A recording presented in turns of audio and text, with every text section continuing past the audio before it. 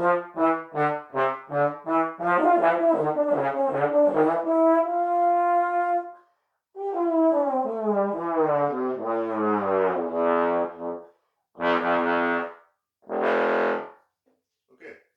today I'm going to talk about pedal shifts, pedal shifting, like just. I want to talk about, is it necessary? Um, Short answer, yes. But to what extent? I feel like a lot of people, especially when they're like shifting from double trigger range to pedal range, they do like a massive, like something huge and unnecessary. I feel like it's the same as doing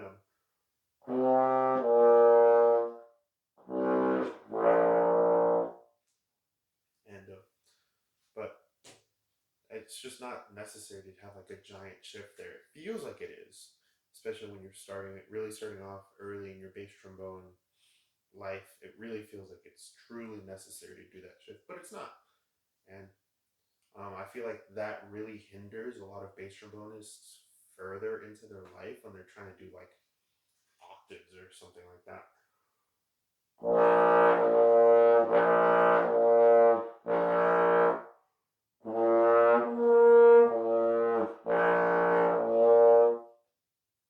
To me, your octave in terms of shift should be as pretty much the same as.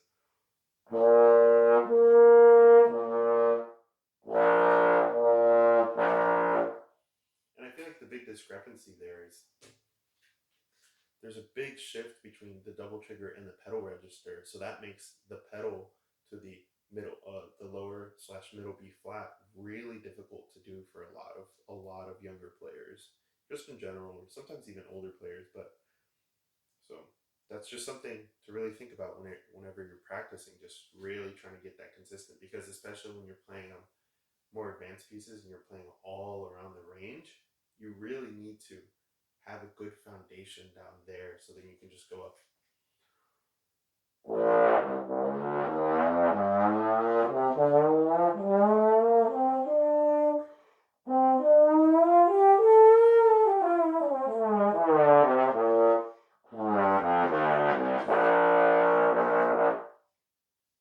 If you don't have that good foundation from the pedal range to the double trigger range all the way up, you're just gonna have so many shifts when you're going up to that high B flat and coming down. It's gonna be really hard for you to keep the same tone throughout.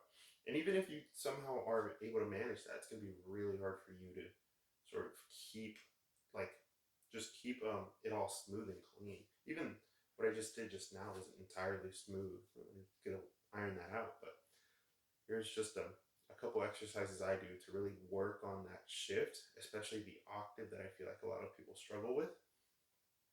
So first, I just start with just a basic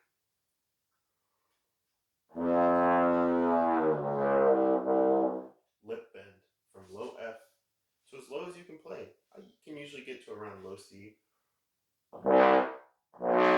maybe B natural.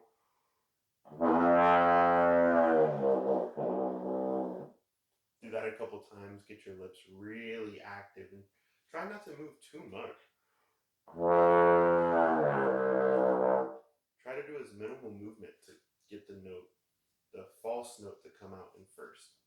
Then you practice that just for a little bit. Don't do it too much. It could mess with your face. Just do it a little bit a day, and then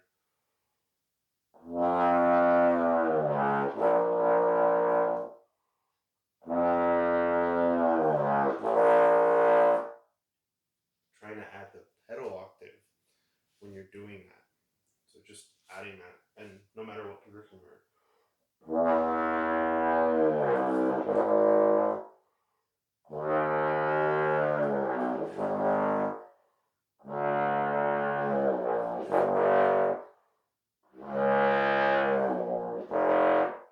to really get the feeling of minimal shifting and just really relying on the air to do a lot of the work and not really the face. Your face should really stay almost as still as possible. I wouldn't say it's really a thing for most people to keep it completely still. I don't think I've ever really seen that. Some people have very minute shifts, and Some people have really grand shifts and it works for them, but it's never really been a thing for me. So next exercise is almost the same thing, but you're adding the B flat above.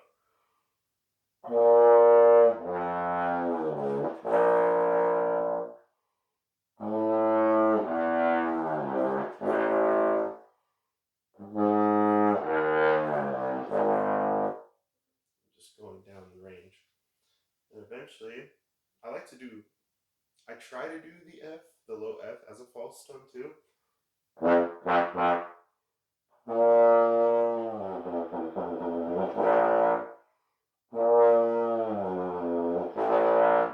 one's a little harder to do, but it's something that you should work on from time to time just to see if you can do it.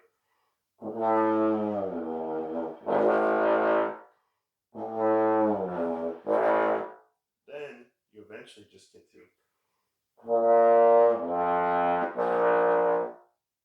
And if for some reason you're struggling to go from this to,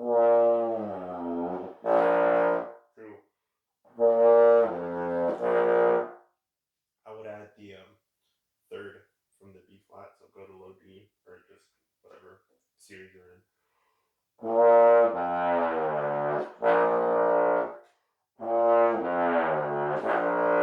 And you really want to focus on making the smoothest, most connected, warm sound you can, because you can do the same thing, but just make it really bumpy. But that's not what you want to go for. You want to go for the smoothness. So then, in a faster context, you're not really working too hard to get those shifts.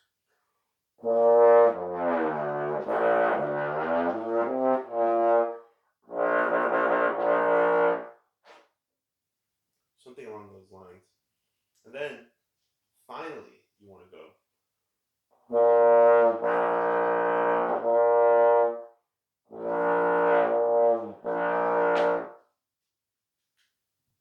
I would also advise not to really do that exercise or any of these exercises really, really loud because it really is super easy to just blow through your shirt.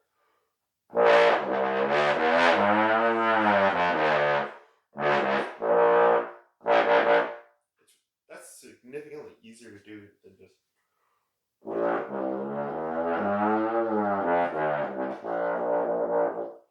Even if that's after dynamic, it's not completely stable. I need to work on that more, but really focus on like mezzo forte by default and softer, especially when you're really doing these octaves.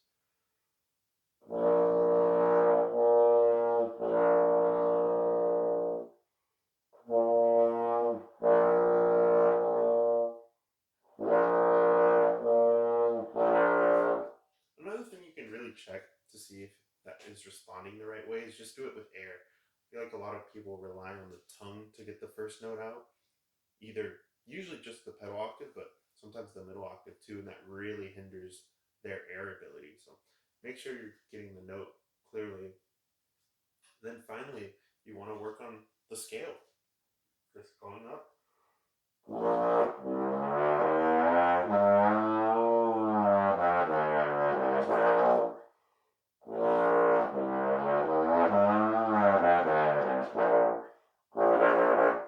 I think some would argue that the scale is harder than the octave, or the other way around, the octave being harder than the scale. But in my experience, I really found getting that octave smooth just is really difficult for me for the first like 5 6 years of me playing bass trombone. So I don't know. I've always waited to do the scale last, but if you find the scale to be easier than the octave, then do the scale, but work on the same thing. Smoothness, minimal shifting here. You don't need a crazy shift from B flat to low C, from pedal B flat to low C. You really just need to let the air do its work and try to keep this as minimal as possible. Obviously, there's going to be some movement, but try to be aware of it and realize, like the famous James Markey saying, "Do as little as you can while achieving the best quality." Whatever, you know, the things along the lines of that. He says, like, you really just want to do as little as you can, as efficiently as you can. Like, you don't want to be inefficient because you're not doing enough, but you don't also want to be doing too much and not being as efficient. So really keep these things in mind. Hope this helps.